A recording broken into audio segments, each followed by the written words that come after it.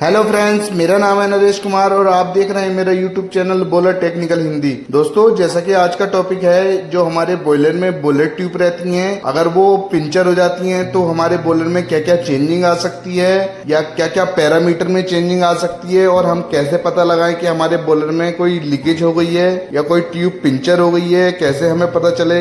दोस्तों, इस वीडियो को देखने के बाद आपके मन में जो भी ट्यूब पंचर पर डाउट है वो सारे क्लियर हो जाएंगे। वीडियो थोड़ा सा लंबा हो गया है, मगर इस वीडियो को देखने से आपको बहुत कुछ सीखने को मिल सकता है। तो दोस्तों, वीडियो को बिल्कुल भी स्किप ना करें, वीडियो पूरा लास्ट तक देखें। अगर आप हमारे यूट्यूब चैनल पर नए हैं तो हमारे चैनल को सब्सक्राइब जरूर करें, क्योंकि हम बॉयलर से रिलेटेड वीडियो लाते रहते हैं। दोस्तों, आइए दोस्तों शुरू करते हैं। ये जानकारी हमारे अनुभवी इंजीनियरों से सलाह लेकर इस वीडियो में बताई गई है। यदि आपको इस जानकारी से कुछ भी अनुचित लगे तो हमें कमेंट सेक्शन में लिखकर सचेत कर। आज का जो प्रश्न है, जो कि पावर प्लांट ऑपरेशन से संबंधित है, आज आपके साथ उसका उत्तर साझा करेंगे। दोस्तों, जैसा कि प्रश्न है, जब आपका बॉयलर ट्यूब पंचर हो जाएगा, आपको चलते हुए बॉयलर में कैसे पता चलेगा कि बॉयलर की ट्यूब पंचर हो गई है। दोस्तों, इस वीडियो में 12 ऐसे पॉइंट बताए गए हैं जिससे आपको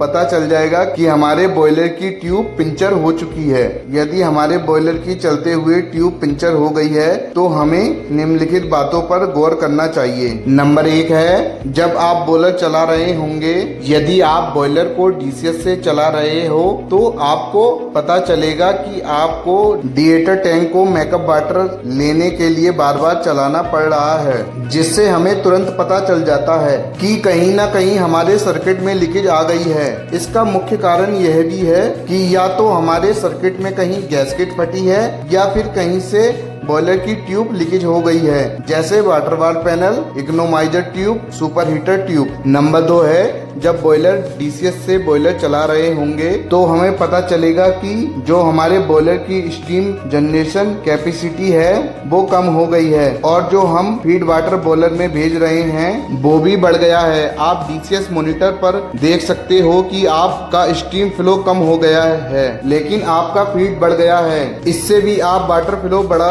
पता लगा सकते हो कि आपके बॉयलर की ट्यूब फट गई है। नंबर 3 है, जब भी आपके बॉयलर की ट्यूब पंचर हो जाएगी तो जिस भी जोन की ट्यूब पंचर हुई है, जैसे super heater, bed coil, water bar panel, economiser, तो उसी जोन का टेम्परेचर कम हो जाएगा। दोस्तों, क्या होता है, बॉयलर के जिस भी जोन में हमारी ट्यूब लीकेज होगी वहाँ के पैरामीटर में चेंजिंग आने लगती है, टेम्परेचर डाउन होने लगता है। आइए आगे देख लेते हैं। दोस्तों, जैसे आपने कभी देखा होगा कि हमारे एएफडीसी बॉयलर की बेड कॉइल पंचर हो जाती है तो जिस भी कंपार्टमेंट में बेड कॉइल लीकेज हुई है उसी कंपार्टमेंट का टेम्परेचर और के मुकाबले कम रहता है। नंबर 4 है, यदि आपके एएफडीसी बॉयलर की बेड कॉइल पंचर हुई है तो जिस भी किसी कंपार्टमेंट में ट्यूब लीकेज हुई है तो उसी कंपार्टमेंट में बेड फ्लूइडाइजेशन अच्छे से नहीं होगा और वहां पर क्लिंकर बनने लगेगा, जिससे हमें पता लग जाता है कि हमारे बॉयलर की बेड कॉइल पंचर हो गई है। दोस्तों, क्या होता है, हमारे बेड कॉइल की अगर ट्यूब पंचर हो जाती है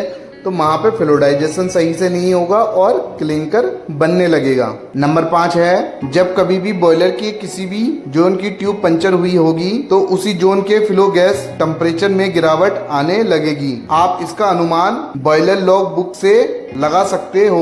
दोस्तों, क्या होता है, जो हमारे बॉयलर की लॉग बुक रहती है उसको मेंटेन करने का एक कारण ये भी रहता है कि एक तो हमारे पे उसका रिकॉर्ड रहता है और उसमें जो भी हम पैरामीटर भरते हैं उसमें क्या क्या चेंजिंग आती है उससे भी हम देखकर आइडिया लगा लेते हैं कि हमारे बॉयलर के पैरामीटर क्या चल रहे हैं और अब क्या चेंजिंग आ रही है इसमें। दोस्तों, नंबर 6 है, जब आपको लगे कि आपका बॉयलर की ट्यूब लीकेज हो गई है और आपको पता नहीं है कि कौन से जोन की ट्यूब लीकेज हुई है, तो आपको इसका पता लगाने के लिए बॉयलर के सभी फ्लोर्स पर जाकर बॉयलर के क्रेसिंग के साथ अपना कान लगाकर देखें या फिर बॉयलर के इंस्पेक्शन डोर के पास जाकर सुनो, आपको कुछ हिसिंग साउंड, जब आप आग पे पानी डालते हो जो आवाज आती है उसी आवाज को हिसिंग साउंड कहा जाता है। या फिर आपको सुनाई देगा से आपको पता चलेगा कि बॉयलर ट्यूब कहां से लीकेज हुआ है। दोस्तों नंबर 7 है, जब कभी भी आपके बॉयलर की ट्यूब लीकेज हो जाती है तो आपको एक आइडेंटिफिकेशन मिल जाता है, जिससे कि आपको पता चल जाता है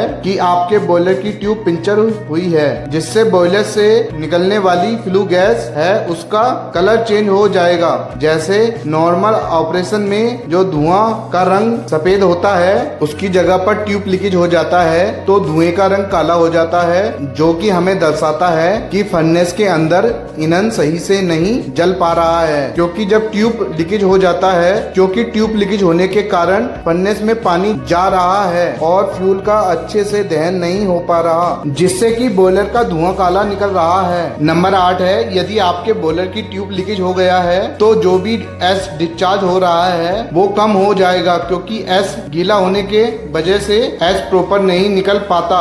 यदि लेकिन पिन होल हो तो हमें ये भी देखना चाहिए कि यदि किसी भी आरएवी या एस डिस्चार्ज होपर से एस अच्छे से नहीं आ रहा तो या तो कोई चोकिंग है या फिर कोई ट्यूब लीकेज हो गया है।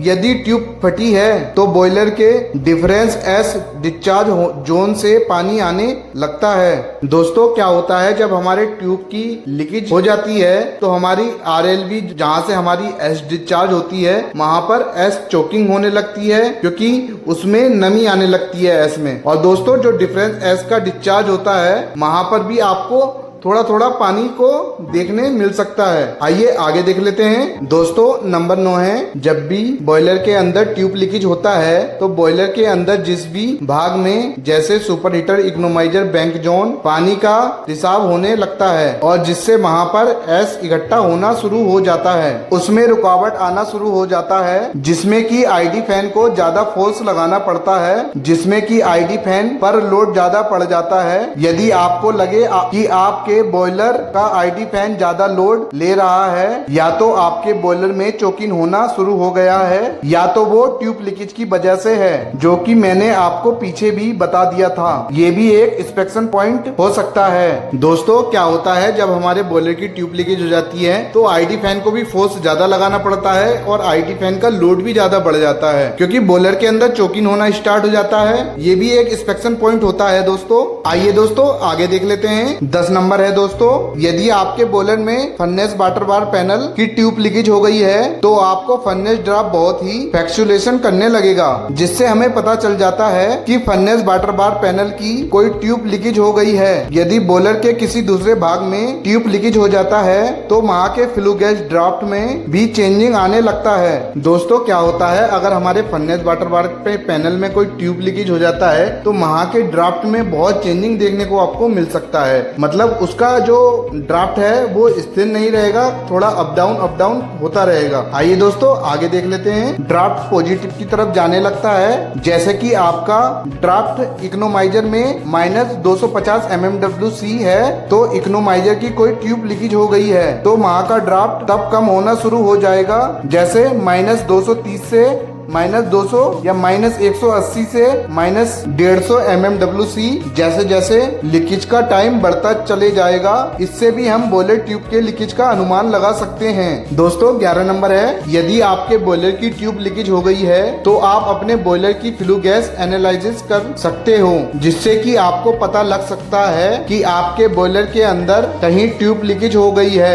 यदि आपके बॉयलर में कहीं भी ट्यूब लीकेज हुआ है तो आपके बॉयलर में जो फ्लू गैस पैरामीटर हैं वो बढ़कर चलने लगते हैं, जैसे कि SOx और NOx CO की वैल्यू बढ़ जाती है। दोस्तों 12 नंबर है, जब भी कभी बॉयलर की ट्यूब लीकेज हो जाती है तो हमारा बॉयलर का ड्रम लेवल सही से मेंटेन नहीं होता है। ये भी एक संकेत है जिससे हमें ये पता चलता है कि हमारे बॉयलर की ट्यूब लीकेज हो गई है। दोस्तों क्या होता है, अगर हमारे बॉयलर की ट्यूब लीकेज हो जाती है तो हमें अपने ड्रम लेवल में भी चेंजिंग देखने को मिल सकती है। यदि मैंने कोई पॉइंट इस वीडियो में नहीं बताया है तो कृपया करके नीचे दिए गए कमेंट सेक्शन में हमें बताएं कि और किस तरह हम चलते हुए बॉयलर में ट्यूब लीकेज का पता लगा सकते हैं। इस वीडियो को देखने के लिए आप सभी का धन्यवाद। आशा करता हूं कि इस वीडियो से आप सबको बहुत कुछ सीखने को मिला होगा। दोस्तों, आपने हमारी सभी वीडियो पे बहुत प्यार और हमारे चैनल को बहुत सपोर्ट दिखाया है। इसी तरीके से अपना प्यार और सपोर्ट बनाए रखें। और दोस्तों, जो हमारे चैनल पे नए हैं, वीडियो को लाइक और चैनल को सब्सक्राइब जरूर करें, क्योंकि हम बॉयलर से और मैकेनिकल से रिलेटेड वीडियो लाते रहते हैं। धन्यवाद दोस्तों, मिलते हैं नेक्स्ट वीडियो में।